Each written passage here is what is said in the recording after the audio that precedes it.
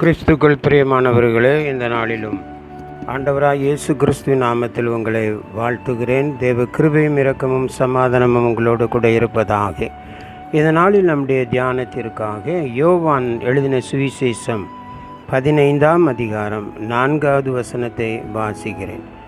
என்னில் நிலைத்திருங்கள், நானும் உங்களில் நிலைத்திருப்பேன்.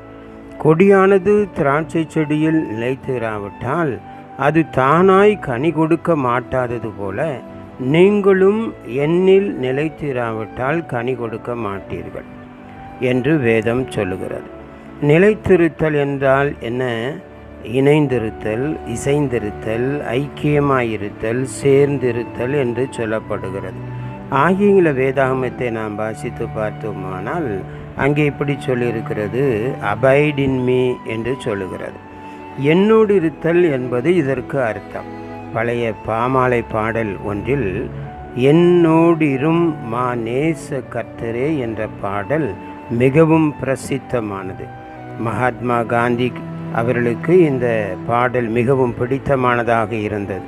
நமது இந்திய இராணுவத்தின் இசையில் இந்த பாடலான அபைட் வித் மீ என்ற இசை எல்லா அரசு நிகழ்விலும் இசைக்கப்படுவதை நீங்கள் கேட்டிருக்கக்கூடும். சில வருடங்களுக்கு முன் இந்த அரசு, பிஜேபி அரசு, இந்த பாடலை இசைப்பதை தடை செய்துவிட்டது. பிரியமானவர்களே, தேவனுடைய பிள்ளைகளே, இயேசு கிறிஸ்து நம்மோடு இருக்கிறாரா? ஆம், அவர் உலகத்தின் முடிவு பரியந்தம் சகல நாட்களிலும் நான் உங்களோடு கூட இருக்கிறேன் என்று மத்தேயு 28:20 சொல்லியிருக்கிறார். திராட்சை செடியில் கொடியானது இணைந்திருந்தால்தான் அது கனி கொடுக்க முடியும். நாமும் நமது ஆண்டவருடன் என்றும் இருக்கிற உறவில் இணைந்திருப்போம்.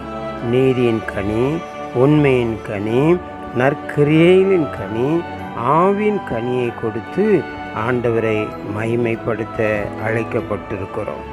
எவைகளில் எல்லாம் நாம் நிலைத்திருக்க வேண்டும் என்று வேத வசனத்தை வாசிக்கும் போது அப்போஸ்தலனாகிய யோவான் இந்த 15ஆம் அதிகாரத்திலே சொல்லியிருக்கிறார். 15:7 நீங்கள் என்னிலும் என் வார்த்தைகள் உங்களிலும் நிலைத்திருந்தால் நீங்கள் கேட்டுக்கொள்வது எதுவோ அது உங்களுக்கு செய்யப்படும். தேவனுடைய வார்த்தைகளாகிய வேத வசனங்கள் நம்மில் நிலைத்திருக்க வேண்டும். தினமும் வாசித்து தியானித்து அதன்படி நாம் நடக்க வேண்டும். சங்கீதக்காரன் சொல்லுகிறான், நான் உமக்கு விரோதமாய் பாவம் செய்யாதபடி உமது வாக்கை என் இருதயத்தில் வைத்தேன். சங்கீதம் 119:11. 15ஆம் அதிகாரம் யோவானிலே 9-10 வசனங்களிலே சொல்லியிருக்கிறது, பிதா என்னில் அன்பாயிருக்கிறது போல நானும் உங்களில் அன்பாயிருக்கிறேன். என்னுடைய அன்பிலே நிலைத்திருங்கள்.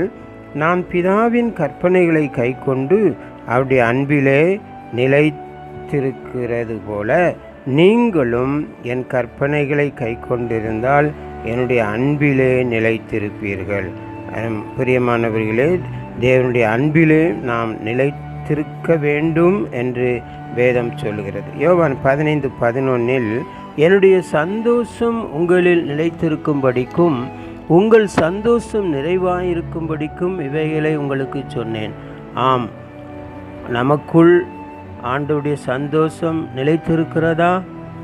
ஒவ்வொரு நாளிலும் தேவ சந்தோஷம் நம்மில் நிலைத்திருக்கிறதை நாம் உணரும்படியாக நம்முடைய வாழ்க்கையை அவரோடு கூட இணைந்திருக்கிற அனுபவத்திலே காண முடியும். யோவான் 15:16 நீங்கள் போய் கனி கொடுக்கும்படிக்கும் உங்கள் கனி நிலைத்திருக்கும்படிக்கும் நான் உங்களை ஏற்படுத்தினேன். நமது ஆவிக்குரிய வாழ்க்கையில் கனி கொடுக்க வேண்டும் என்று ஆண்டவர் எதிர்பார்க்கிறார். நம்மில் கனி நிலைத்திருக்க வேண்டும் என்று ஆண்டவர் எதிர்பார்த்திருக்கிறார். கனி கொடுக்கிறோமா? ஆவிக்குரிய கனிகளிலே நாம் நிலைத்திருக்கிறோமா? ஏதோ ஒரு சமயம் கனி தந்தால் போதாது. நமது வாழ்க்கை முழுவதும் ஆண்டவருக்கென்று நாம் அதிக கனிகளை கொடுக்க வேண்டும். ஆவின் கனி என்று வாசிக்கிறோமே, அந்த 9 தன்மைகளும் நம்மிடத்திலே காணப்பட வேண்டும்.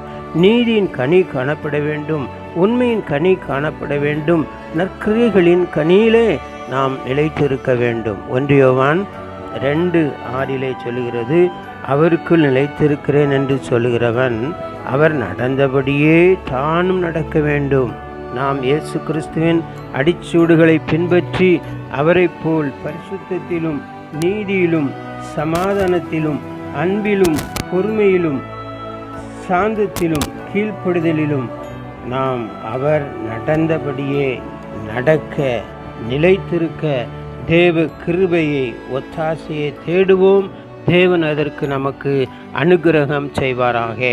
ஆமேன், ஆமேன்.